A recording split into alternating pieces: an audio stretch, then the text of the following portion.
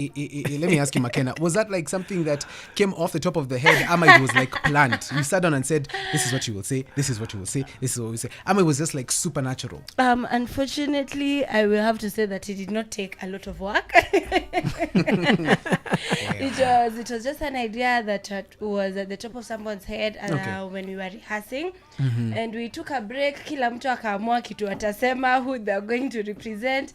And in 5 minutes, we had a video. And look at it right now. Everybody's relating. I was commenting. I shared my days. And that just goes to show how good you are at what you do. I mean, 5 minutes coming up with something like that, that gets people talking, starts conversations. It means you are truly good at what you do. DJ Gaza King Wagwan. Wagwan. Wewe ni fan ya Makena ama Victor?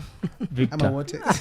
Unajua nimeenda ameingia hapo hivi nikakumbuka kuna plane ilienda KNT. Yes. Yeah. Deadly. Good stuff. Yeah. Na sasa ukuje show ya hii weekend ndo ukue pia fan wa Makena. Thank you very much. Napenda hiyo. I saw this tweet came through, yeah? We put up a poster. Kuna mtu anaitwa MC Tonje anasema salimia huyo Victor. Kuna show fulani hapo NTV alikuwa aktafala sana. Na pia huku TikTok namuona sana kwa skits. He does an amazing job. Yes. There's a show we used to do. It was called Trap House. Yeah, Trap House. Oh, yes. Yes. It was fantastic. It's one of the stars on Trap House. There we go. Yeah, so I have a history with the Nation, really. And actually, you know, when Nation FM was Easy FM, I just come to Nairobi, and at the time is Sheila Mwanyiga. Sheila Mwanyiga, yes. I won. At that time, I was struggling really in Nairobi. And then I played a game on Easy FM, and I won sodas, you know, and a football ball, yeah. It was a big deal for me. I remember. So I have a history with this station. Is that photo of yours that you took with Sheila? Oh, yes. That day? Yeah. You guys should see that photo. You need to show me that photo. Makena, do you want to ask him how old he is? Because he said Easy FM. Yeah. I don't know, because I will start to get some respect for him, which I do not desire to have. So you don't have respect for him at all? None whatsoever. Yeah. What? Like, my goodness. Yeah. So when we talk about mastering the business of creative arts, I mean, Makena, something that I love you about is because you have been part of my life since childhood. How does it feel to have this privilege of being somebody's star when you are a baby? Not baby, really, when you're young, up until now. Because I followed you closely, mpaka kina. That's so nice of you. Thank you. Sijui ningie kwa meza. Sijui ningie uko chini. Well, actually, I feel so privileged, and I feel so blessed to have been in this space for all that time, from the time I was 6. Yes. Till 6 now. years? Yeah, from the time I was 6. My Lord. Actually, the first time I was ever on TV was on Nation. It was a show called Wingula Moto. I don't know if you watched I do. What do you mean? Wingula Moto?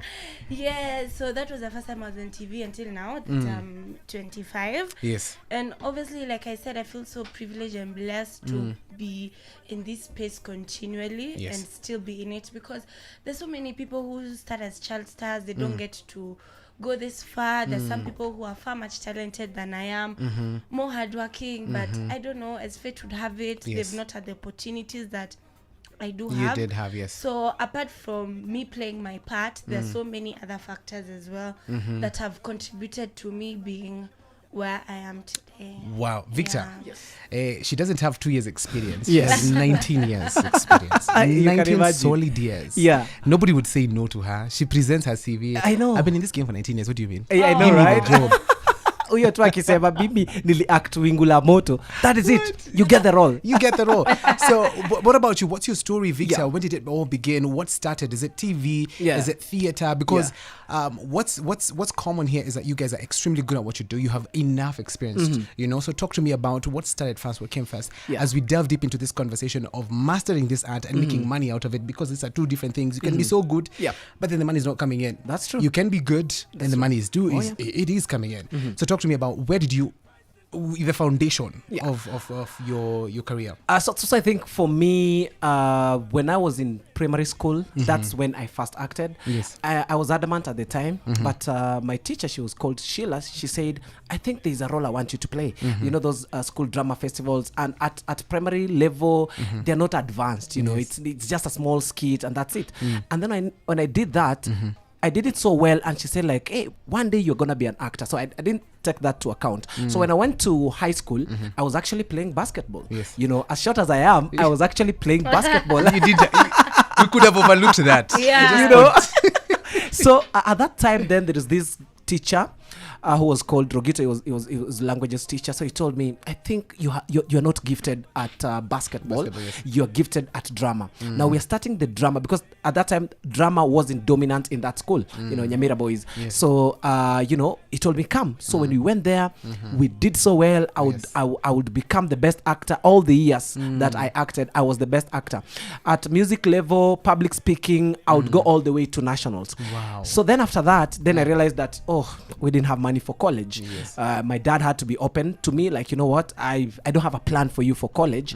And so I needed to find a way out. I needed to figure out these things. So I started off as an untrained teacher. You know, I started teaching students, you know, languages. I was so good in literature. Yes. You know, after that, then I felt like this wasn't my calling again. So I said, I'll have to travel to Nairobi. So I posted an audition. I said, I need to be Nairobi as soon as possible. I don't care. Nyinyi ni wale wakuja Nairobi. Si tumekam by the bro. Nilikam. I didn't have a plan. I didn't have a place to go to. Wow. I didn't have someone waiting for me. I came to Nairobi. I remember, and that was the fastest ride to Nairobi. Unajua ile yenye unawish hii gari mbona imefika haraka. So I was looking at Safaricom, because that's what you see when you're entering Oyakiwe. Yes. Dude, I'm in Nairobi. I don't have a plan. Yeah. It's 3 p.m. So I went to BS. I sat there. There's a preacher preaching there. And I started calling friends. Say, niaje maze, mimi nilioa bwana. Oh, you're calling another one. Mimi bana nilitoka Nairobi. Oh, mimi niko kwa single room, I can't help you. So I said, I'm gonna sleep here. I mean, I don't care. I have my bag. I had a suitcase, and I had, I think, 700 shillings on me at the time. From Nyamira? Yeah, from Nyamira. You're in Nairobi? I'm in Nairobi. You're calling everybody? Everybody. They're not around. They're not around. You don't have anywhere to sleep. Nowhere to sleep.